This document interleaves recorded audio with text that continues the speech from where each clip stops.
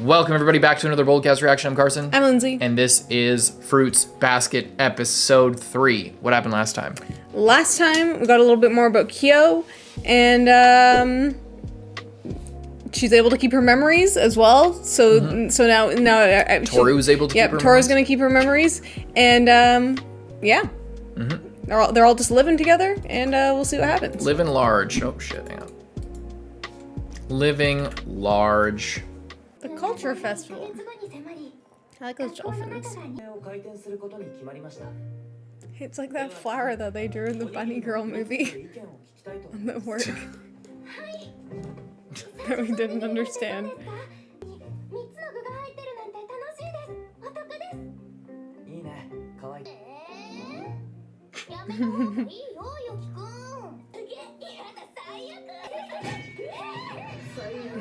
Is it covered in blood?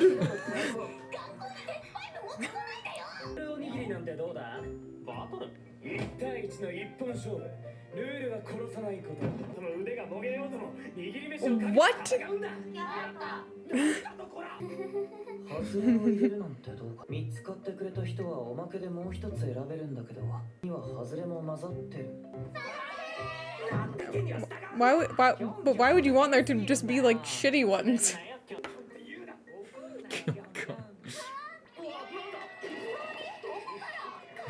They're so cute. Why are they so small? No! I thought you could communicate them. Just tell them to get off of him. Cats don't listen.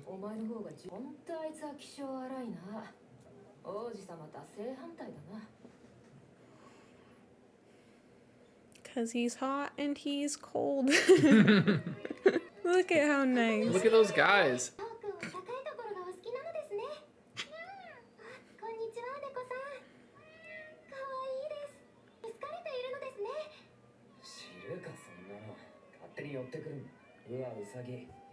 Well, at least it's cats. Rats would be like way worse. People would be like, there's an infestation here. That'd be a problem with like tigers or boars or something. Well, luckily, I don't think there's tigers. Yeah, he said Inu as well. They simplified it in the sub. But.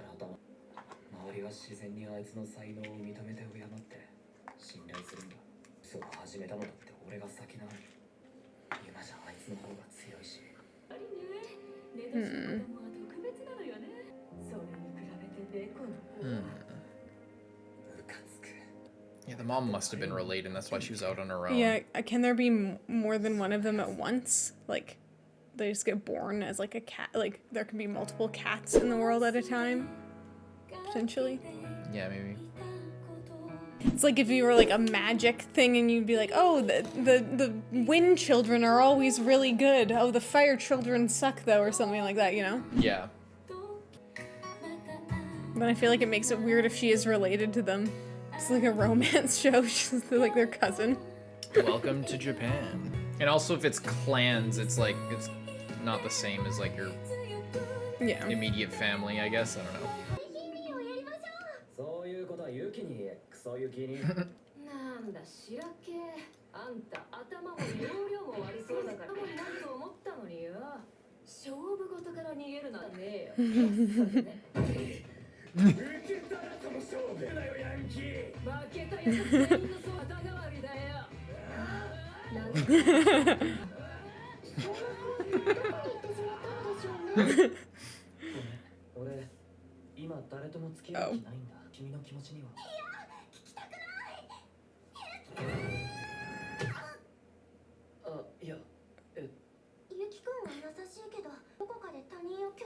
Just to women.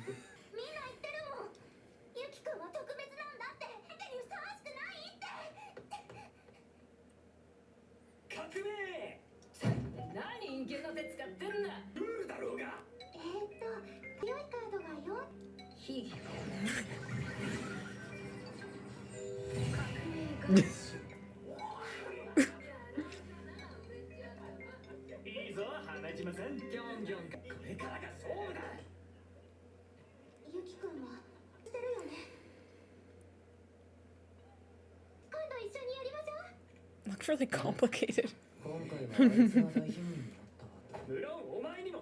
He's very determined. Wow. That's rude. I'll win next time.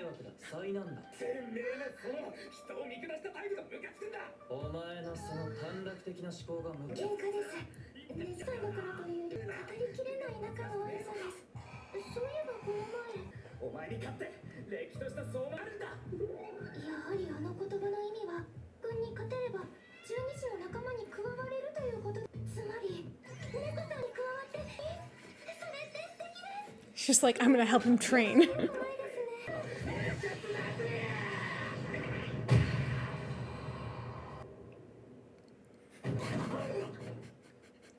お前を見てるとイライラする。 Why? Why is he so bitter towards him? Yeah. He tricked him, didn't he? If it follows the thing.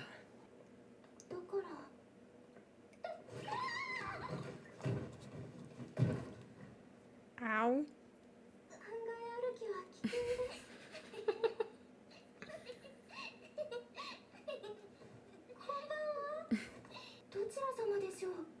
Who is this?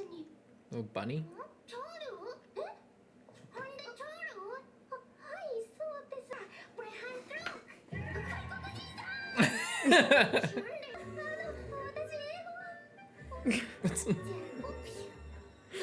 I don't speak English as they're speaking like weird German. Oh. It's gonna show up at the culture festival.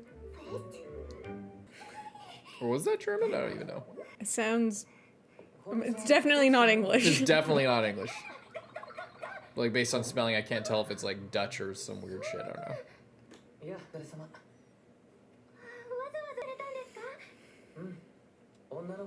Yeah, there's like this weird person running around. Don't you have anything better to do? You're just following around this girl all day and night. It's just like, we'll walk you home to wherever you need to go or wherever you're going from, or... Yeah.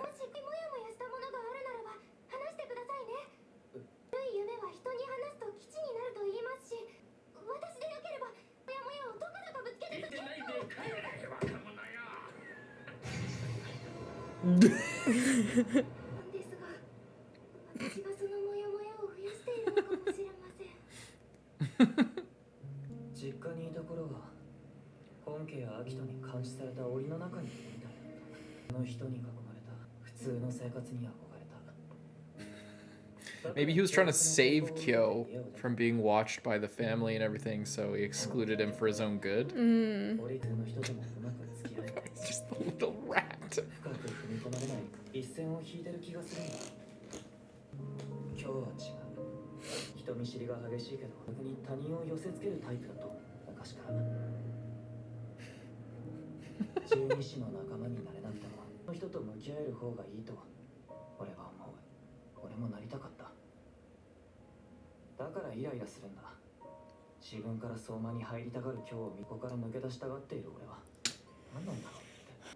It's very much the grass is always greener on the other side.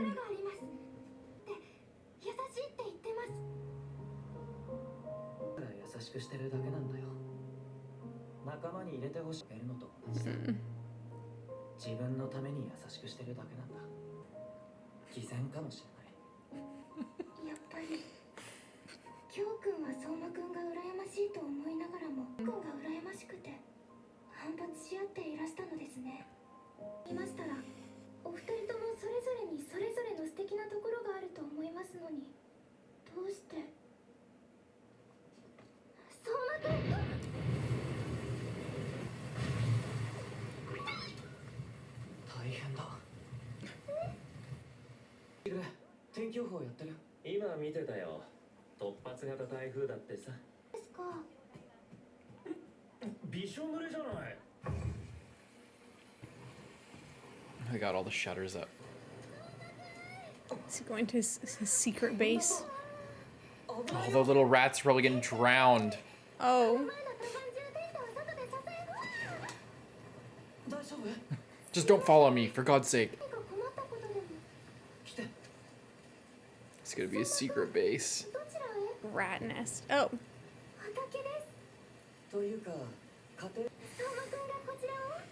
That's nice. Oh.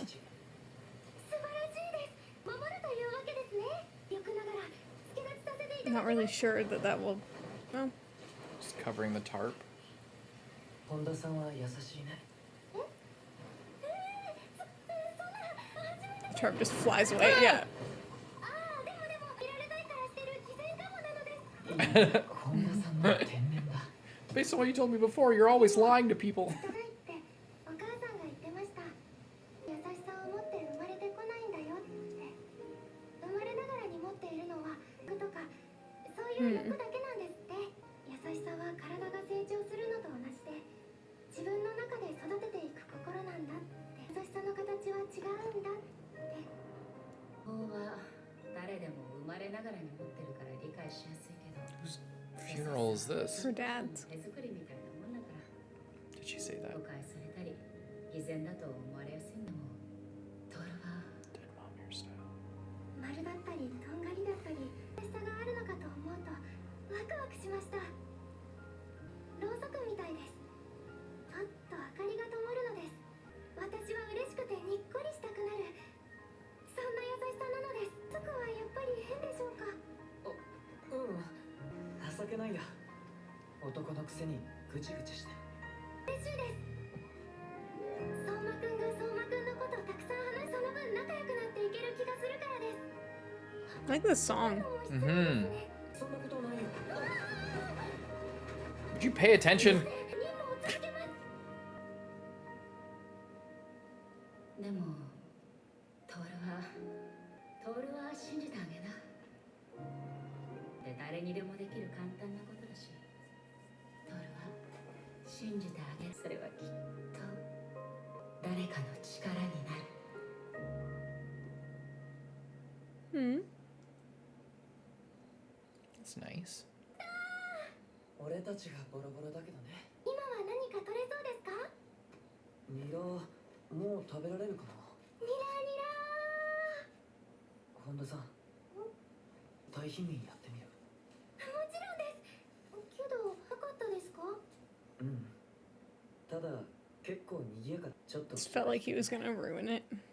でも頑張ってみる。少しずつでもいいからうまく付き合えるように。大丈夫です。花ちゃんとうおちゃんはいい人です。私の自慢の友達なので。相馬くんは強そうなので倒しがいがあると喜びます。負けないよ。初めて本当の笑顔。風邪ひいちゃうね。もし学校でも会える日が来たら人気者になってしまうかもです。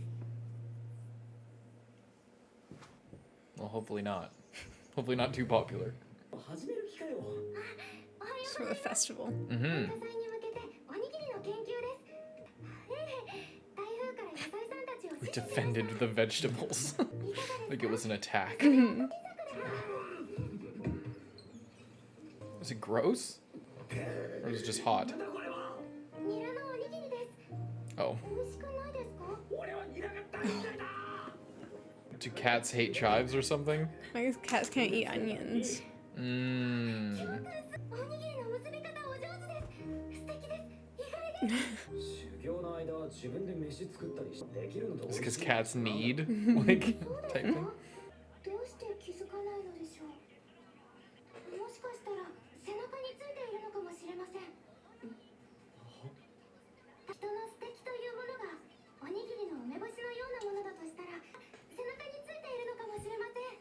世界中の誰の背中にも。 What the hell is she on about right now? It's like people don't see what's good about them because it's on their back. I see. Then they just see everyone else's. Mmm. That guy looks so sad. I love this animation.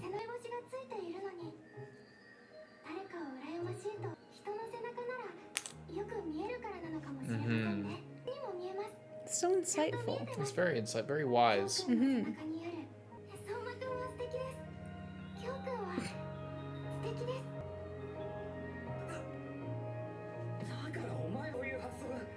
From her mom.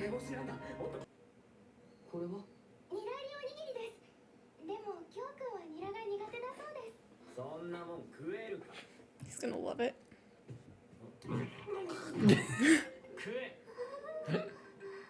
仲の悪さだけはどうなのでしょうか。でももしご理解し合えたなら仲良くなれるかも。 Little cat. 俺君のことを誤解していたみたいだ。俺もさ、すまねえ。これからは末永く友情を。なんかすごく怖いです。お、はい。はい。ここにキョウくんがいるって本当ですか？ I love how it leads into the ending. 何出しの方なのですか？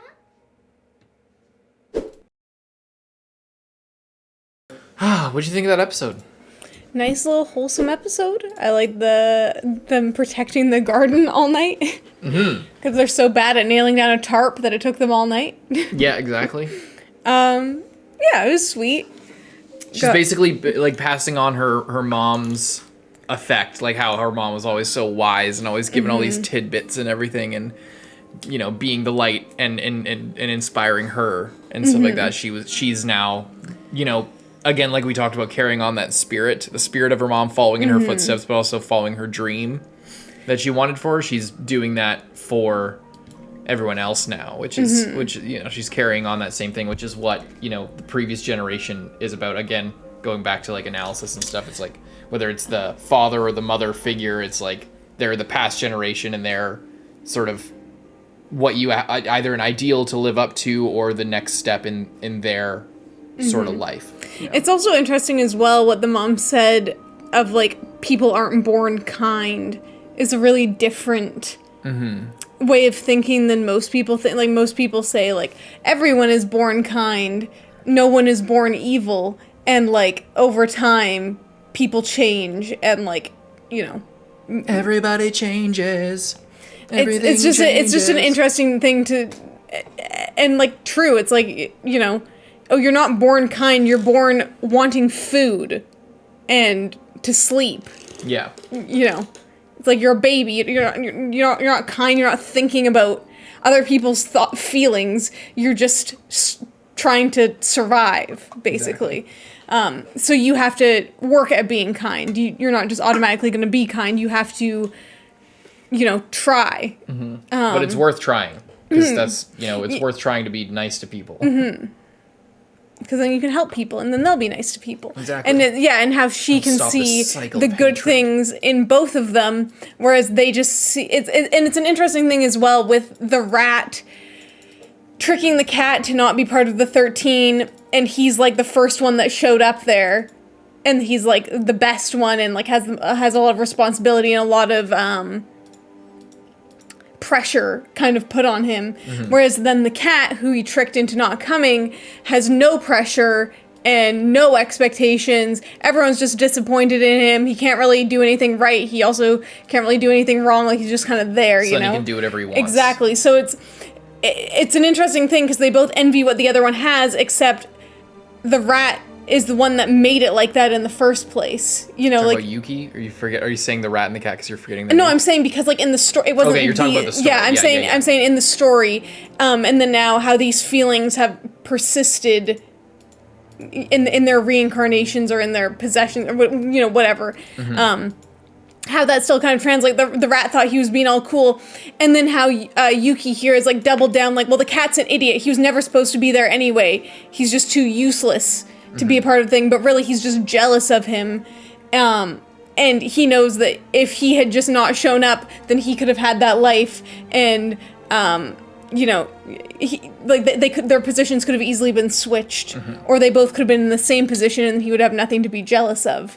So it's it's really interesting. And that, you know, it just like one of them wants so much to get out of the family and the other one wants so much to get in. Yeah.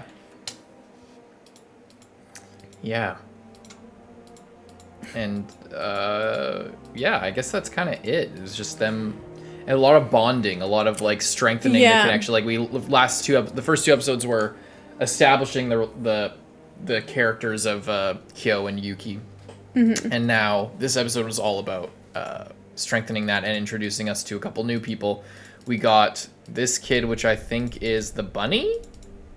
See, And I couldn't tell if they were speaking Dutch or if they were speaking German or some sort of weird. Yeah. Either the bunny or maybe the ram. They have a bunny in the ED. That's Oh, what I'm yeah, saying. yeah. If Okay, it's the yeah. same person. Yeah, you're right. That looks like the same. But why was she there? Did I miss that? Didn't say. Why was she? I thought maybe she was working, but like, why is she in this big corporate? Oh yeah, she was just high-rise? finishing. She was cleaning it. Right. And now It's she's her leaving. Part-time job. Yeah. Okay. Yeah. That's why I thought. I just I think I just missed it anyway. I was like, yeah, why is she there, and why did she run into them there? Like both of them. Yeah, no, that's just her work, and then he was coming to pick. I feel bad for laughing because it was a very serious conversation, but it's hard to take him seriously when he's just a literal rat. Yeah. Like a literal, like, not even like detailed rat, like just like a cartoon, fully cartoon rat. Well, it again goes into what I was saying the previous episode about the whole like meaning of her hugging them and them turning into their animal form. It's like she hugs them, and then he has this whole heart to heart where he like really opens up to her because he's like bearing his soul basically. And there is meaning to him doing it in that form, that he's like going over his past and like talking about his history and talking about his relationships and like talking about himself. It makes sense that he would do that in this form basically. So yeah, but it is difficult to take it seriously, but it's also makes it way more cute because he's just like, what? It's almost like this pose is like almost, what have I done? Like, how did we come to this? Like, And it's interesting, well, with how he's so jealous of Kyou and how Kyou just is very, like, off-putting when you first meet, like, Yuki, when you first meet him, it's like, oh, he's, like, so mysterious and he's so fancy and he's so cool. And then Kyou, when you meet him, he's just like, get away from me. And he's just really brash and like kind of like, what's this guy's deal? Him, they really like him. And then with Yuki, it's like everyone really likes him, but then when they try and get close to him and he blocks them off, they're like, screw you, you're just like a shitty dude. You don't care about anyone. I'm running away, crying. Yeah, there's an interesting thing there of like keeping people at a distance is like, with being social or whatever. It's difficult. I don't know. I don't even know how to put this, but I guess I've been on both sides where like when I was young, it would always be whenever I would meet people and I would be really good at making friends because I would just like bear everything. But a lot of people thought that it was really fucking annoying, and because I was just being so earnest. And then a lot of times, like all of my best friends like hated me at the start, and then as we learned about each other, I ended up becoming like best friends with them. That happened with pretty much all of my best friends. And then there have been times later in my life where I was like, it's a difficult balance. It's a difficult thing to walk, I guess is what I'm saying, where, sometimes people, it's a lot easier for people to get attached to like a perfect stranger. It's like they can sort of, if you leave some mystery or if you don't, show all your true colors, people kind of, it's easier for people to like you because they can see whatever they want, and then you become whatever they want. But the problem is that's kind of a white lie. It's kind of, if you don't show your true self, then the relationship can only go so far unless the person is special and they can sort of carry you there. And that's in relationships and dating, that's kind of how it works a lot of times for guys. It's like, you can't talk about your obsession with Skyrim modding or like, how you earn this many Robux or whatever the fuck you did. It's like, or the fact that you run an anime channel or whatever, but you present it's a difficult line to walk because there's these two extremes which is representing these two characters, but it's just hard to be vulnerable because that's basically what it is. If you're vulnerable, then you can sometimes end up alone because a lot of people might not like the weakness, or a lot of people might just not like how earnest you are, or you might be a little bit coming on a bit too strong, like with Kyou. Yeah, it's kind of like the two extremes. It's like if you're open and honest, then people might not like you, but at the same time, if you're closed off, people also won't like you. Yeah, then you can never let people in. You have to have a balance. Yeah.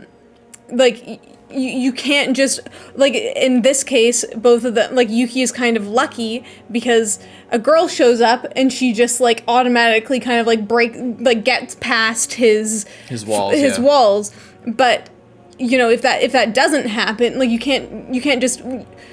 I think the thing is like in this show that happens and it's like a way to like tell the story. Yeah. But in real life, you can't just wait for the magical perfect dream girl to come along and break down all your walls and then everything will be okay and then she'll help you be a better person. Like that's a super unrealistic expectation and also causes a lot of problems in like real life relationships where like men or like boys they want this girl from this show. They want, you know, the quiet ideal, shy dream the dream girl to come along and like pull them out of whatever problems they're facing.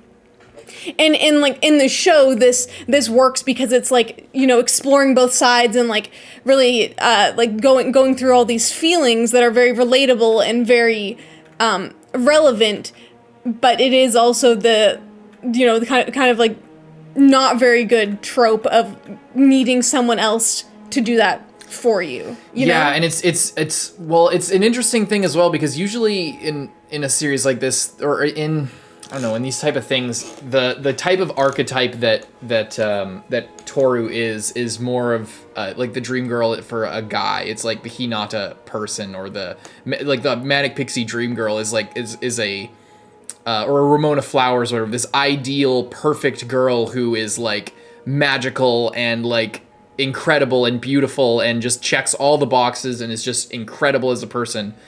And then usually in those cases, not Naruto, I guess, is depending on how deep the series wants to go into that romance element of it, what happens is, and this accounts for the difference in the ending, speaking of Scott Pilgrim, between the ending of the movie and the ending of the comics, usually the journey there is like a guy is undeveloped, immature, and meets this dream girl and wants and aspires to like get them, and then works so far. And you know, with Scott Pilgrim as well, it's like you work so hard, you go through all of their baggage, and by the end of it, this ideal person doesn't exist. They're not really what he needs. What you need is to like respect yourself, and this ideal figure, you know, part of becoming a man and growing up from a boy to a man is understanding that ideal figure of a woman doesn't exist and that they're a fantasy. They're like the perfect person, but that perfect person doesn't measure up, or it doesn't exist. The reality is that you need to accept the perfect woman for who she is as a person, with all of her baggage and with everything that she's gone through and all of her imperfections and flaws, because you know, nobody's perfect. And that ideal, you sort of sacrifice that for you know, a real relationship. And that's, you know, again, like I talked about, you know, at the end of Scott Pilgrim, spoilers, in the movie, he ends up with Ramona, but Ramona is like, she's got the star on her bag and she's, you know, melts snow as she rollerblades through it, and her home is literal gateway to heaven. Like she flies with him to his door, or to her door when they go to her place. And it's like a white door in this black void, and there's a star on it, and she's always associated with stars, and her name is an anagram for Amon-Ra, which is the sun god of Egypt. So she's like literally this star that you wish upon, this ideal figure. And in the movie, it's like he goes through all of her baggage, all of her evil exes, and then gets her at the end. And by the time he gets her, they walk off to the sunset, back into that door, back into heaven, back into like this ideal place. And she's not the same like idealized figure that he saw her as at the beginning. Now he knows her more. She's a real person. They've accepted each other. He's fought his shadow, or he's not even fought his shadow. He's made friends with his shadow, the Nega Scott. At the end, he didn't. That's the joke. He didn't even end up fighting it. Instead, he's like, "Oh, let's go get brunch sometime, whatever." Anyway, and in the comics, he gets with Knives, because Knives is like the real girl who's like not as perfect as Ramona, who tries to be like Ramona, dyes her hair like Ramona, and tries so hard to get Scott's attention because she's a real girl and she's not perfect for him, and it's kind of messy and it doesn't really work, and she's not the right age, which is kind of weird, but because she's still in high school. But by the end of it, he sort of goes through all this shit with Ramona and then realizes the perfect girl is not perfect, and she is there for him, and they really belong together.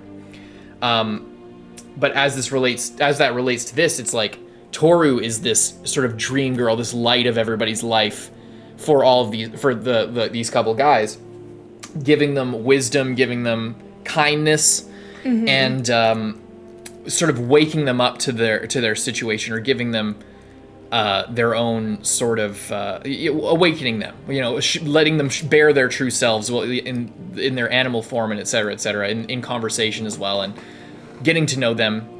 But what's interesting is that she's that girl as the main character. Yeah. Right? And that she is that for, like, I'm sure she's going to be that for, like, all the different Zodiac characters in this. I don't know, it's just interesting. All these different, there's a lot, this very archetypal, and it's interesting that in, like, a reverse harem, I guess you could call it, romance type thing, where this girl is like, it's a shoujo, she's got all these different choices of all these different guys, and that, those relationships mean different things. It's kind of like a clanad but reversed. Yeah. But she is like that person that kind of solves everything for everybody, rather than there being this Nagisa figure for the main character who's troubled. Yeah.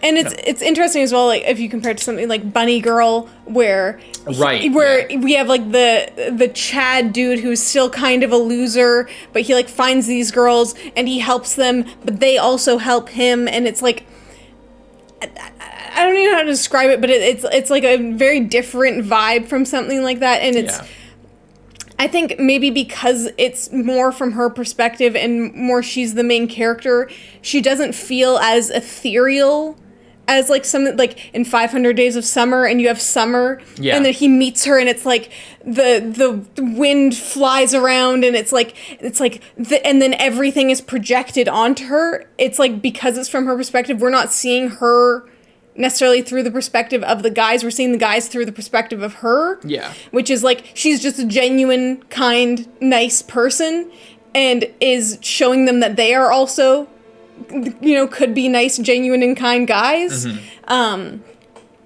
So I don't know. It's just kind of interesting to think of these, like, tropes and how they affect reality, and how they're, like, different from other things that are similar. Yeah, because and maybe it's just our ignorance of shoujo storytelling as well. I'm not sure if this is technically a shoujo. I think it is. I'm pretty sure it is. Girl main character, a bunch of guys, like, that she can pick from, et cetera, et cetera.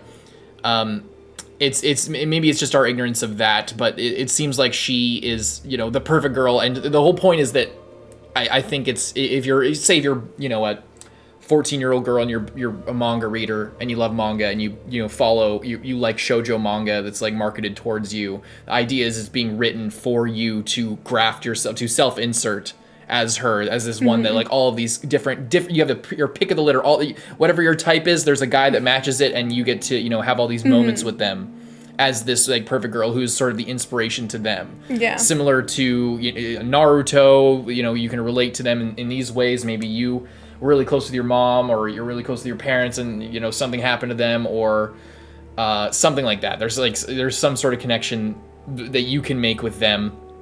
And they're like the best version of you. They're the best version, and that you can sort of connect all of these people together and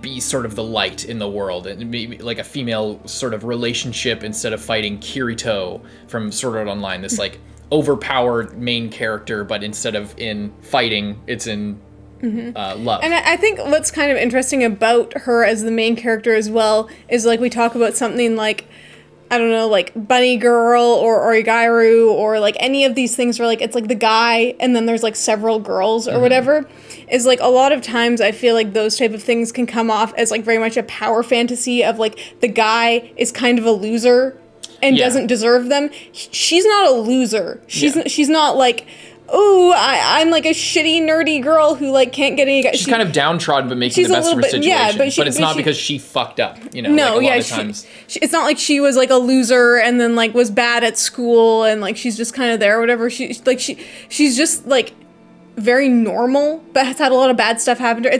Well, that's like with Sakuta. It's like from Bunny Girl. He didn't do anything wrong. It's just his sister had all these problems, and he had, his thing manifested as this big problem, and he It's just that things happened to him that were unfair, and now he's like, making the best of it and trying to help everybody else. So it's very I'd say she's probably closer to Sakta, but again, because you're appealing to girls versus boys as a self-insert type character, it's that's the differences between men and women. It's just like our stories and our sort of, it goes into gender roles, which is kind of a controversial way to interpret things. I understand, but it's like, speaking as this is a Japanese series, right? It's like a bit more of a conservative environment to grow up in and be influenced by culturally than, say, our environment, generally speaking. I'm not 100% sure. I'm not Japanese, but I just think that's sort of what it comes into. At some point, that's kind of what this is all about. It's no surprise that this is a commentary on gender roles, or is operating based off of regular heterosexual relationships and gender roles, because that's the whole point of the show, the whole point of the series. And when she shows up, it's no surprise that she like cleans everything up, and that she is taking after her mother, who was this perfect person. She's trying to be that for other people, and And it's interesting as well, I was just thinking about this, how, like, with whatever that new Snow White movie, Disney live-action remake business is coming out, and there's, like, all the clips of the interviews where they're like, this isn't your great-grandmother's Snow White, this is modern feminist Snow White. Yeah. She's not gonna get saved by the prince. No, she's gonna be a leader. Yeah. And then a bunch of people are like, when did it become bad for, like, to be a woman? It's like there are different types. Like, you can want to be a leader. Yeah. When did it become bad to just want to be a genuinely nice person in the face of adversity? That's like the appeal of Snow White and of Cinderella. It's like Snow White, is going to get murdered by her evil stepmother. She literally has to run away and live in the bush. And she, like, comes across this group of dwarves who are all, like, hardworking in the mines, and then she, is hardworking in the house because she wants to help them because they're letting her stay there and, like, giving her a place to live. Yeah. It's not for free, and it's not just, oh, I'm a woman, so I need to do the chores. It's just like, oh, these people, I can help them in this way, in this thing, and whatever.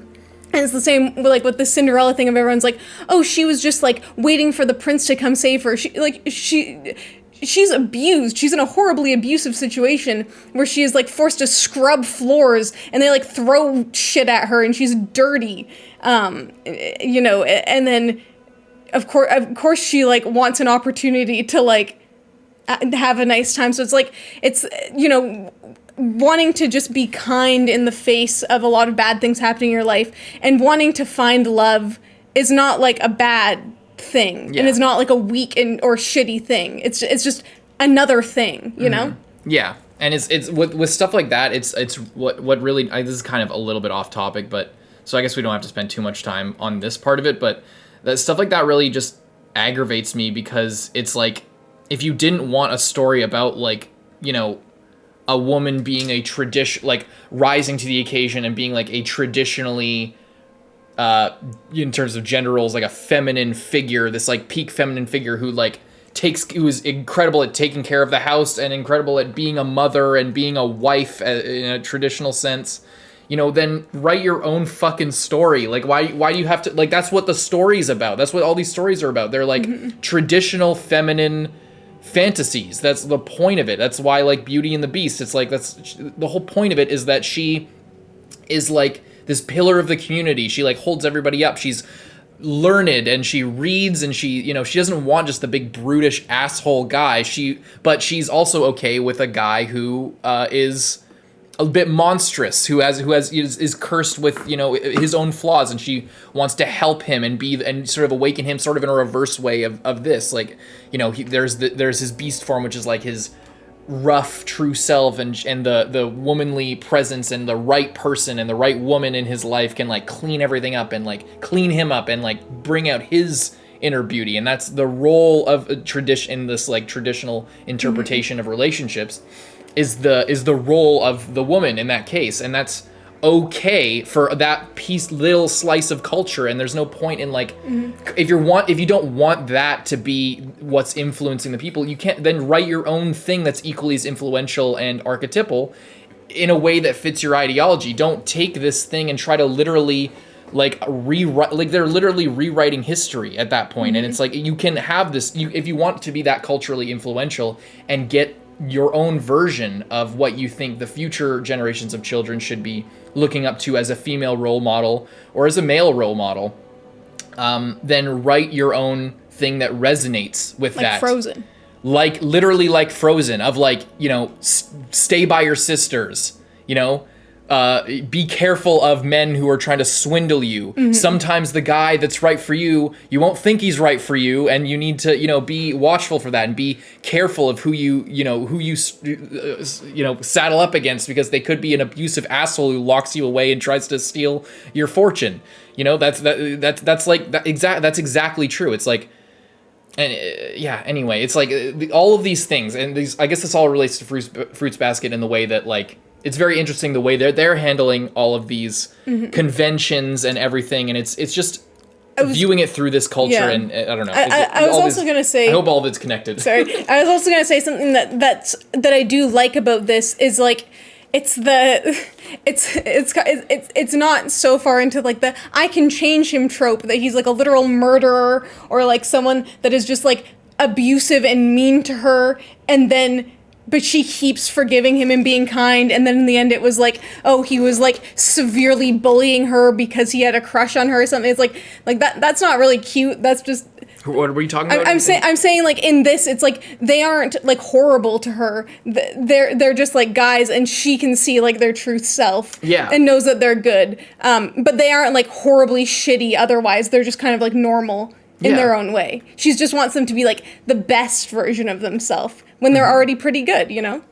Yeah, I guess all trying to connect all of this. Yeah, I think that it's very interesting to see, you know, I guess why it's interesting is that you don't normally see such a traditional representation of relationships in this way, or of, you know, the male-female dynamic in relationships, and the idealized like feminine presence, you know what I mean? This I forget the term for it in Jungian psychoanalysis, or whether it's anima or animus. I think it's anima. This like feminine spirit that like wakes up the man or whatever. It's, you don't, because of like you brought up the Disney stuff and all the remakes, and like, this isn't your great grandma's Snow White, or, you know, all that shit. It's like, just because you want to put out this idea of what a woman could be, or the power, the strength and power of women, doesn't mean you need to shit on or like, you know, try to rewrite this equally valid way of living. You know, it's okay. Both are okay. Everybody needs to live the life that they want to live, and I guess it's a testament to how, I guess maybe why, one of the reasons why anime in general is very popular these days, is because it's just so different from like the types of stories that are being focused on in the West, and why I think a lot of people might like an anime romance versus a, you know, I guess like a Western one or whatever, because they're just telling different stories, and they have they're using different perspectives, I guess, and that's why it's interesting. It's interesting that this is a positive female role model who's not just like girl bossing all the time, and that she is. But she also seems like a person, and not exactly. And she doesn't just seem like an object for these guys to like project themselves. She's clearly has her own arc, and I think that's why her relationship with her mom, Toru's relationship with her mom, is so important. Is because that's the ideal, the feminine ideal that she's like aspiring to be. This person who sees everybody's inner beauty, like with the rice ball thing. It's like, she's trying to embody that and live up to that. And, you know, I also do like that she doesn't come across as like too childish or too naive. She comes across as wise, because that was one thing about Nagisa that kind of like I'm just comparing because it's so similar to Clannad, but it's like in Clannad, Nagisa comes across as very childish, like an actual infant. Yeah. And that's kind of off-putting to me. I think it's slightly better in After Story, but yeah. It's better in After Story, but even still, and that's why with Tomoyo, the girl, like, that's why I'm like, I mean, when it's her section and her like little OVA, it's like, oh, this seems like a good relationship because she seems like a person. They seem equal here. And that's why I like in Fruits Basket, it's like, I don't feel like she is inferior and living only to serve them and their arcs. I feel like she is a person. I feel like she has certain things that she likes. She has certain things that she dislikes. She wants to help them because she wants to be like her mom. She works really hard. She goes to school. She goes to work. She is living in this house, and she is cooking for them and cleaning for them because that's like the price that's like in it. She doesn't want to just live here rent free, basically. You know, she's like doing her part, and I like it because she doesn't seem like a child. She seems fun, and she seems innocent, and she seems very peppy, very happy, but she is sad. And she is, like, kind of compensating. Like, there's just more to her than just, like, oh, I'm a ditzy child here to be your romantic partner. And that's it, you know? It's more of, I've been thinking, I haven't said this out loud, but since the first episode, I relate her a lot personally to, like, Hinata from Haikyuu. She reminds me a lot of Hinata, where she didn't get a lot of experience in all of this, or in life, really. She hasn't, growing up, like, you know, how Hinata wasn't able to play volleyball for, like, his whole life, but he learned about it a little bit later than most other kids. Yeah, very optimistic. She got a bit of a late start, and she's really struggling compared to other people. But she's making the most of it, and you know, bringing out the best in everyone else. That's the main character quality that she has. Yeah, it's like she's a little bit naive about some things, but not so much that she's a child. Like, she has the optimism without just like blatant stupidity. Yeah, it's like, I forget in Clannad, the one girl that in the library. I forget her name. But she has the purple hair, and she has, like, the two pigtails or whatever. She has, like, memory problems. Yeah, and she's just like, I don't know, it's a rule of cute thing that's in anime a lot, and I'm glad, I am very glad that, like, we don't have to deal with that for the whole fucking series. Then we're clearly about to get a character like that with, I assume she's the boar girl of, like, this... what I'm glad that the main character is not. I'm okay with having a character like that, I suppose. It's just that it's very refreshing to have a character that can, you know, speak. And it's also the title of the next episode is What Year Is She? Which makes me think that this girl is a lot younger, and like then she's more like Fuko from Clannad, where she's a literal child behaving like a child instead she looks of like she's maybe 13 instead of like a 17-year-old acting like a child, you know? Yeah, exactly. Anyway, good episode. It was long-winded stuff, but I guess it was like 3-episode rule. We're 3 episodes in, and now we got like a better idea of the characters. We got the relationship. This whole episode is about strengthening the characters. We got a lot of introduction in the first 2, and then this one was strengthening the relationships. And it's not exactly set up, but it is sort of reflection on what has already been established, with a little bit of setup for next stuff. But I think that all this stuff of like archetypes and conventions and gender roles and dynamics and stuff like that, and different cultural expectations of relationships and portrayal in media is, I think it's really interesting to talk about, and that's the kind of thing that I think about a lot with stuff. So I hope that you guys out there, holy shit, it just got really bright. Hopefully you guys out there got something from that, and that you know, don't think we're crazy. Don't just think we're crazy and reaching way too far. But all this stuff I think is really, it's really culturally relevant to us right now as Western people, like viewing this from the outside looking in, you know. I also and with the way things are going on. I'll say one more thing. Sorry. Yeah, go ahead. I also like that her mom is such a good role model for her. And not just like, oh, my mom died when I was 2 years old, and now I just want to be like her, even though I didn't really know her, kind of thing. Right. It's like she knew her mom very well, and her mom was like a strong and good person, and you know, like, and her mom also like didn't go to high school and like just work. Like, she's not just like the convention. Like, the mom isn't just the exact conventional perfect woman either. Yeah. You know, she also like has her flaws and her differences and stuff, but she similarly was very open and very accepting of people, and like that was her strength in life. Yeah. Alrighty, leave a like and subscribe. Check out Patreon to get this many episodes, not even this many episodes, a bunch of episodes ahead. Not exactly sure, around a month ahead. We try to. Check that out, patreon.com/podcast. Leave a like if you made it this far. Leave a comment, please and thank you. Telling everybody that you made it this far. I will pin you, probably. Okay. Bye-bye. Bye.